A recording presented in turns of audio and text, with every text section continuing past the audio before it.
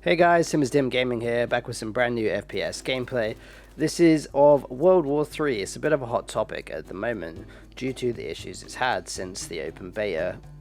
The gameplay in the video, you'll see it was filmed on the 6th of October. They released 2 or 3 patches and it seemed to be more stable. I was able to log in every time and find games quite quickly.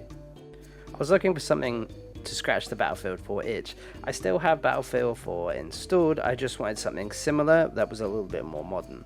And I thought after doing some research, World War III was going to be that game.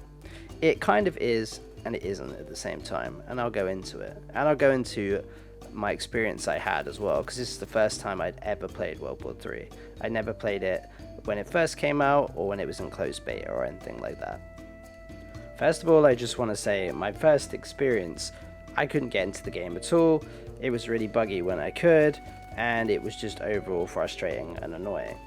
About 8 hours into playing it, I think I was only able to get into about 4 games. So at that point, I'd left a negative review. That's something I don't normally do on Steam, but this was frustrating enough to make me do that. It's frustrating because when I got into games, I had so much fun. It definitely feels like a more modern version of Battlefield 4, and that was kind of what I was looking for. It has the kind of traits that makes Battlefield 4 good, it's just they need to work on a few things. Some of the animations are clunky, which is annoying. The movement can be a bit frustrating as well. The tank movement, as you can see there, is quite janky too, which is very annoying. One thing I did really like is the level of customization you can do on each of the guns. I think that's great. It allows you to be very versatile. There aren't too many weapons in the game currently, but it allows you to play around with different setups, and it makes it feel like there's more weapons than there actually are. One of the things I really enjoy about infantry combat is the fact that body armor and the body armor material actually make a difference. You can run around with Kevlar, which makes you lighter because there's a weight system in the game. However, it means that you can't tank as many bullets. But the trade-off is you're faster and you can sprint for longer, so you might be able to sprint away from a firefight. I also like how helmets work. I'm pretty sure that you can select a baseball cap and make it a Kevlar baseball cap, which is kind of funny because it doesn't really make sense. I think if you don't wear a helmet, you should be penalized for it by having no head armor at all.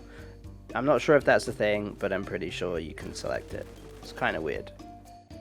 Looking at the Steam reviews, there are currently a lot of players that have been playing this since 2018, and apparently not a lot has changed.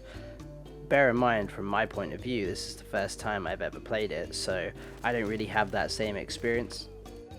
So for me, I'm technically going into this game completely fresh. In my opinion, it's got a lot of potential, but it did leave a little bit of a sour taste in my mouth, not being able to get into the game properly for the first 8 hours. Going back to one of my biggest gripes, the movement does feel a little bit clunky. It doesn't feel as fluid as a lot of newer shooters, which is a shame. I feel like if they worked on the movement and some of the mechanics in that area, it'll make it feel a lot nicer and smoother a game. I like the fact that you kind of have class systems, but you don't. You're a little bit more free to customize them how you want, so you can truly tailor some loadouts to specific playstyles that you're feeling on that time you log in. My biggest worry is that this game is just not going to live up to its potential, and then it's just going to die before it's even begun. I know technically it began 4 years ago, but they haven't really made much progress. I can kind of see also why some of the bigger names, people like Big Fry and Devil Dog Gamer, are getting frustrated, because they can also see the potential.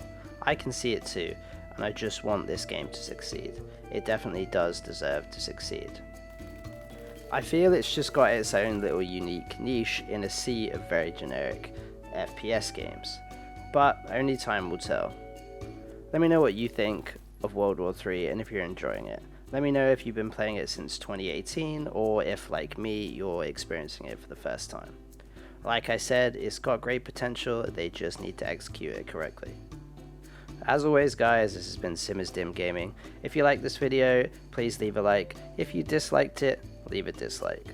And as always, I'll see you in the next one.